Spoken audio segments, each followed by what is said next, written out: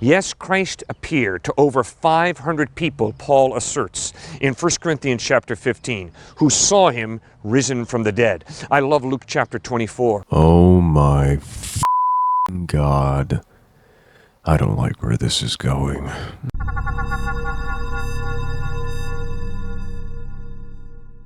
Welcome to Anchorless, where we challenge assumptions with logic and dig deep into the foundations of belief.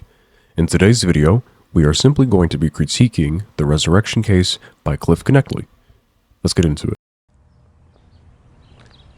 People often ask, Cliff, do you seriously believe that Jesus Christ actually rose from the dead? Yes, because the evidence points to his resurrection. What is that evidence? First piece of evidence for the resurrection of Christ is the empty tomb. Nicodemus and Joseph of Arimathea took the body of Christ off the cross. They put it in the tomb of Joseph of Arimathea. He was a well-known Supreme Court judge of Israel. He was a member of the 71-member Jewish Sanhedrin. For the sake of argument, I'm going to grant the empty tomb for the entirety of this video. To his credit, Cliffe starts with the Gospel of John. Now, while John is the latest of the four Gospels and more theologically developed, it's the only one that explicitly claims to be writing down from the perspective of an eyewitness.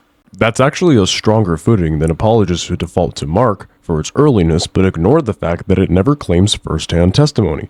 If you're going to argue that specific people, like Joseph of Arimathea and Nicodemus, buried Jesus, appealing to a source that at least claims to be rooted in eyewitness memory makes more eternal sense. So Cliffe is off to a better start than most. 3 days after Jesus was put in that tomb, the tomb was empty. In fact, not only the apostles, but the enemies of Christ agreed the tomb is empty. And just like that, we're back to fiction. Cliffe's second point is that even the enemies agreed the tomb was empty. That's just flat out wrong. The only gospel that even mentions enemy acknowledgement is Matthew, specifically Matthew 28 verses 11 to 15. And that story about bribed guards is widely seen by scholars as an apologetic invention, not actual enemy testimony. It's not history, it's damage control. Their question was, who stole the body? No, it wasn't. No source, not even Matthew, records anyone genuinely asking who stole the body.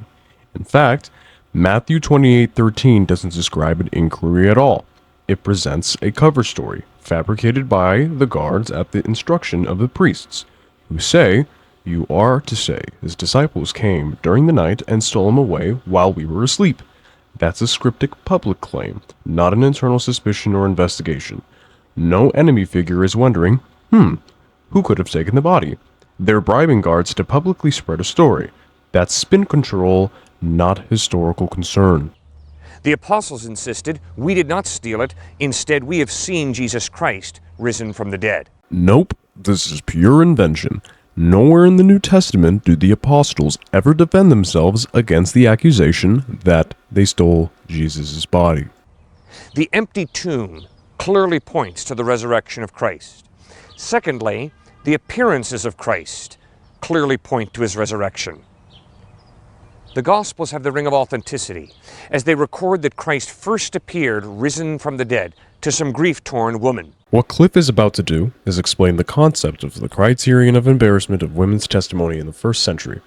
However, he spends some time going over some curveball analogy that he found in To Kill a Mockingbird. So, for the sake of our time, I'm going to just jump straight to his argument. Women were viewed as chattel, as objects in the first century Palestinian Jewish culture. Their testimony was thrown out of court. They weren't even allowed to testify in court. And yet the Gospels have the ring of authenticity, as Christ first appears risen from the dead to some grief-torn women like Mary Magdalene, Joanna, other women. This is a massive oversimplification and largely inaccurate. Yes, there was a general principle in some Halakhic traditions that women's testimony was less valued, but the reality was far more complex, and this is exactly what respected scholars like Israeli historian Tal Ilin emphasizes.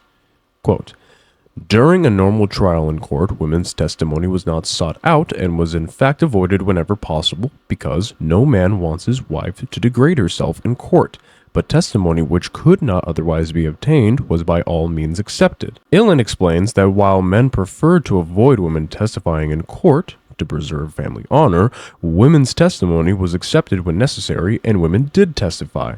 That wasn't some absolute ban.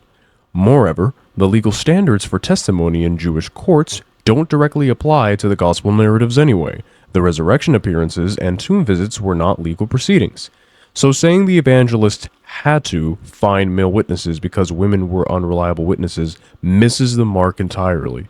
For those who are confused on what the purpose of the criterion of embarrassment tries to uphold, it is to suggest that the empty tomb narrative can't be a fabrication, considering it involves an embarrassing detail like women's testimony. Yes, Christ appeared to over 500 people, Paul asserts in 1 Corinthians chapter 15, who saw him risen from the dead. Nope. Paul doesn't assert that himself. He's simply passing on a tradition. In 1 Corinthians 15:3, Paul says, "For I delivered to you as of first importance what I also received," which clearly shows he's relaying a pre-existing creed rather than personally testifying. Cliffe's phrasing makes it sound like Paul was either an eyewitness or that this was his own claim. Both are misleading. I love Luke chapter 24. Luke chapter 24. Jesus appears risen from the dead to his disciples, and they don't think first off, "Oh wow, Jesus is risen from the dead." No, quite to the contrary, their first thought is, "We're hallucinating. It's a spirit." And Jesus walks right up to them and says, "Here, grab hold of me and see. A spirit does not have flesh and bone the way you see I have." But here's the catch. That skepticism is unique to Luke. Neither Mark, Matthew, nor John record the disciples thinking Jesus is a ghost. In fact, the other Gospels treat the appearances as immediately convincing or miraculous, without the initial doubt. This shows how the resurrection narratives are far from uniform. Apologists like Cliffe often smooth these differences over to make a neat story, but the biblical texts themselves contradict each other here. Christ repeatedly appeared, risen from the dead, to different people in different places at different times over a period of 40 days. That claim comes only from Acts 1:3, which says Jesus presented himself alive over a period of 40 days after the resurrection. None of the four Gospels mention this time span or series of appearances spread out like that. Mark's original ending is famously abrupt and silent on appearances, and the other Gospels don't emphasize the time frame.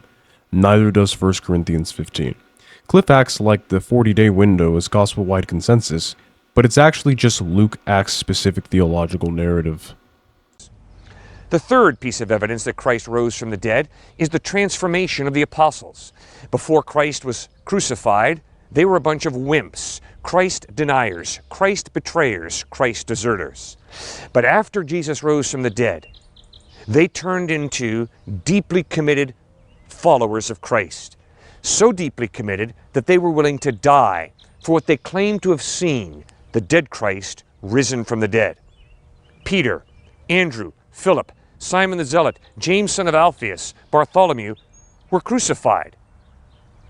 James, a brother of John, and Matthew, put to death by the sword. The martyrdoms Cliffe lists are not grounded in early reliable sources. Most are found in apocryphal texts, such as the Acts of Andrew, Acts of Philip, and Martyrdom of Bartholomew. The rest can be found in later legendary church traditions, such as the Eusebius, which is citing earlier lost texts. Many don't even say they died for their belief in the resurrection, just that they died. Ironically, the very people who canonized the New Testament excluded those apocryphal martyrdom accounts for being unreliable, yet apologists now cite them as if they're gospel truth. Even Peter's crucifixion upside down is absent from the New Testament and only appears decades later in Acts of Peter. The detail that Peter didn't want to die, like Christ, is theologically symbolic, not historically sourced.